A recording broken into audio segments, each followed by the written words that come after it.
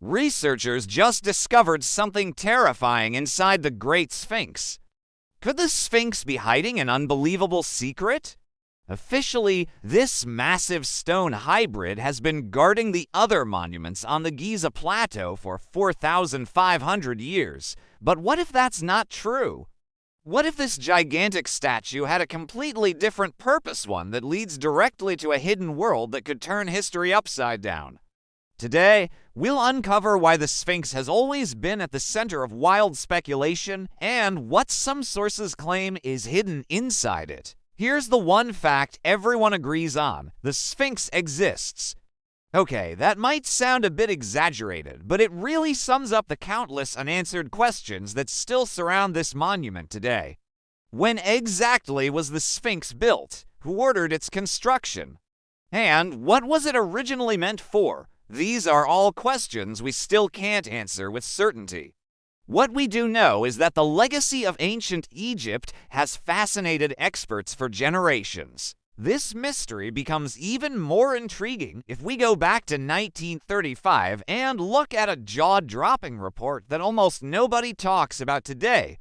At that time, it had been less than 15 years since Howard Carter discovered Tutankhamun's tomb, which shook the entire world of archaeology. Soon after, another shocking story started making headlines. Rumors spread that researchers had uncovered the remains of a completely unknown ancient city buried under the burning sands of the Giza Plateau. For a short while, this discovery made newspaper headlines around the world. But just as quickly, the media interest faded. Strangely, Egyptologists suddenly shifted their focus to pharaonic tombs and treasures instead. This abrupt change is still debated today because it's extremely rare for such a discovery to simply vanish from public attention overnight. What makes the story even stranger is the claim that the entrance to this underground city lies inside the Great Sphinx itself. At this point, you might wonder if this is a real historical account or if parts of it were deliberately downplayed. The official narrative has always denied the existence of any hidden chambers or secret tunnels inside the Sphinx.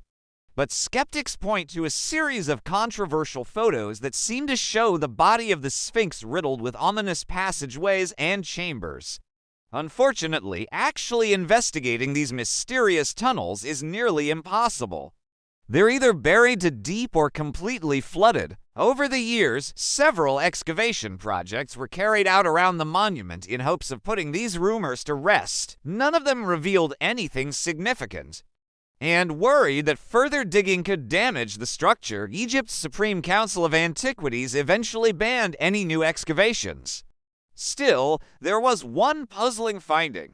Seismic scans suggested the presence of a large, deep cavity beneath the Sphinx. Experts dismissed it as a natural formation, but not everyone is convinced.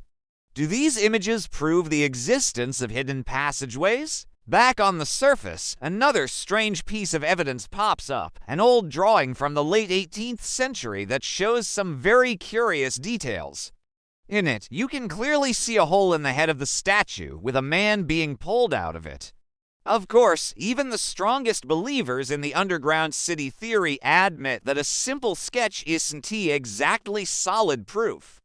But then, there is a more credible clue, an aerial photograph of the Sphinx taken from a hot air balloon in the 1920s. It also seems to show a mysterious opening in the skull. Speaking of the head, its proportions are another huge puzzle. Compared to the lion's body, the human head looks way too small. No one has ever been able to explain this strange mismatch. Some researchers believe the Sphinx originally had a completely different, much larger head. One of the most popular theories is the Anubis theory, which suggests the statue didn't represent a pharaoh at all, but rather Anubis, the god of embalming and the afterlife. This idea is further supported by the fact that the head looks far less weathered than the rest of the body, even though it wasn't buried under protective sand for centuries, unlike most of the statue. But if we dig a little deeper into alternative theories about the Great Sphinx of Giza, a different idea comes up, that the Sphinx we see today wasn't the only one.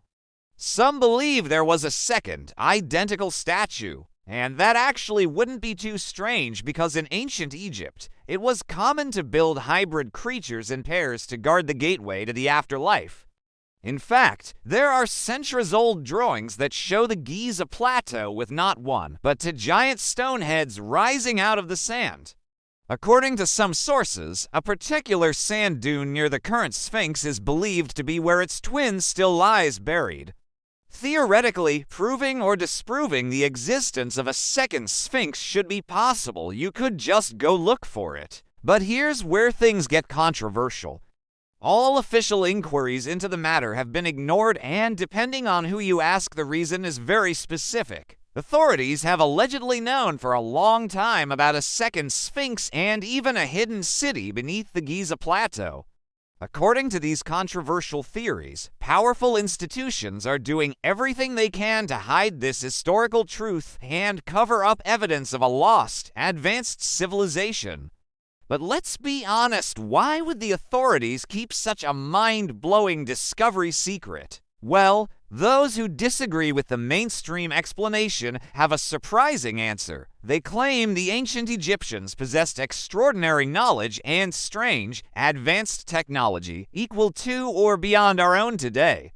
Not surprisingly, most traditional scholars dismiss these ideas as pure fantasy.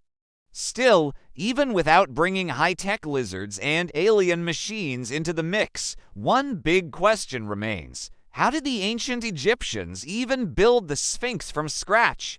Maybe they didn't. Maybe it wasn't built by the Egyptians at all. That, at least, is the conclusion suggested by the research of geologist and geophysicist Robert Schoch. Thanks to author John Anthony West, who disguised himself to study the plateau in the late 1980s, Schoch was invited to test some radical claims. In his 1979 book Serpent in the Sky, West had argued that the Sphinx wasn't built during pharaonic times at all, but sometime between 15,000 and 10,000 BC, possibly by the lost civilization of Atlantis. A decade after the book came out, West teamed up with Schoch, a professor at Boston University, who set out not to confirm but to debunk West's controversial theories. But according to Schoch himself, it took him less than 2 minutes after arriving at the Giza Plateau to realize something was very wrong with the traditional story. The mainstream view is that the Sphinx was built during the 4th dynasty under Pharaoh Khafre between 2570 and 2494 BC. But Schoch didn't buy that. He pointed to clear signs of water erosion on the enclosure walls and the Sphinx's body. These marks could only have been carved by centuries of heavy rainfall, something that hasn't happened on the eastern edge of the Sahara for at least 5,000 years. Even stranger, these erosion marks don't appear on any other structures on the Giza Plateau. Could it have been caused by flooding instead of rain? Schoch says no, floods leave very different geological signatures. According to his calculations, the rainfall that caused this erosion must date back to around 9,700 BC. That would make the Sphinx at least 7,000 years older than what official history claims. But ancient Egyptian civilization itself only dates back to around 3000 BC. If Schoch is right, then the question becomes obvious. Who really built the Sphinx? Alternative researchers like Graham Hancock think they know the answer. To them, the Sphinx is a stone relic from a lost, advanced civilization that was wiped out by a massive flood at the end of the last ice age. The few survivors spread across the world, carrying the gift of civilization to simpler societies. And if this mysterious earlier civilization really did carve the Sphinx, then all the later monuments of Giza were deliberately aligned to match the orientation of this ancient hybrid creature. And as if that idea wasn't wild enough, there are also claims of a hidden passageway buried directly beneath the Sphinx's paws that leads to